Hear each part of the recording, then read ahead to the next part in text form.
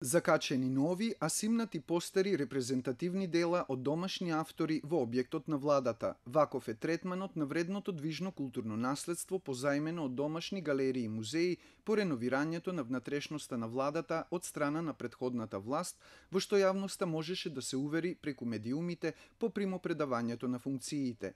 Голи се ѕидовите на кои со години беа закачени слики од Личеновски, Мартиновски, Владимирски, Гуте, Корубин и други важни за современото македонско сликарство автори, меѓу кои е и Ѓорги Ангеловски со скулптурата Мајка со дете. Како што неофицијално дознава тимот на Топ Тема на ваша страна, во 2014 година исчезнало позајмено дело во владата, дадено од Националната галерија на Македонија од авторот Петар Мазев.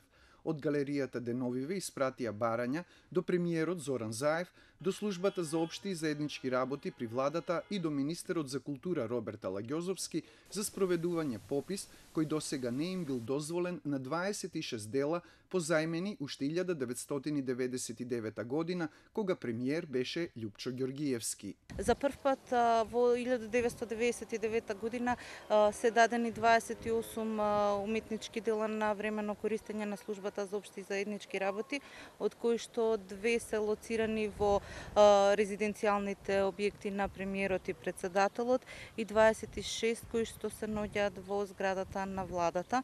Потоа овој договор и реверс се обновени во 2002 година, а од потоа за редовната ревизија во 2008 година е побарано барање за увид на делата и потоа и во 2013 година, а во 2016 година од месец февруари навака се дадени неколку барања. Пописот на дела, кој Националната галерија на Македонија сака да го спроведе во владата, започна минатата година во резиденциите на председателот и на премиерот на државата.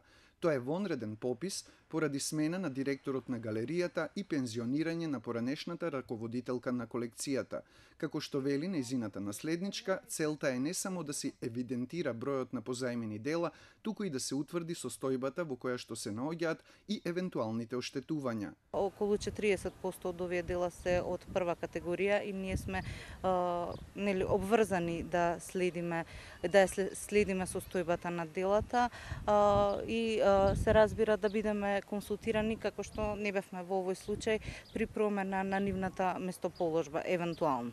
Ревизија на 9 дела, позајмени на владата во 2005 година, кога премиер беше Владо Бучковски, во септември годинава ќе спроведат и од Музеот на современа уметност согласно двегодишниот договор кој го имаат постигнато. Нас 24.9. ни изтекува договорот со 2017 година. Тој договор што го склучуваме на 2 години. Значи пред да се продолжи тој договор мораме ние да одиме во владата, да видиме во која состојба се делата, да ги фотографираме и после тоа дали ќе се продолжи договорот, дали ќе се враќаат назад. За разлика од Националната галерија на Македонија, која 18 години не ги видела позајмените дела, од МСУ велат дека имале увид на изнајмените дела, од кои 30% се од прва категорија. Неколку пати се барани тие дела назад за изложби, излезено е во пресред, значи вратени се искористени за изложба и вратени пак назад.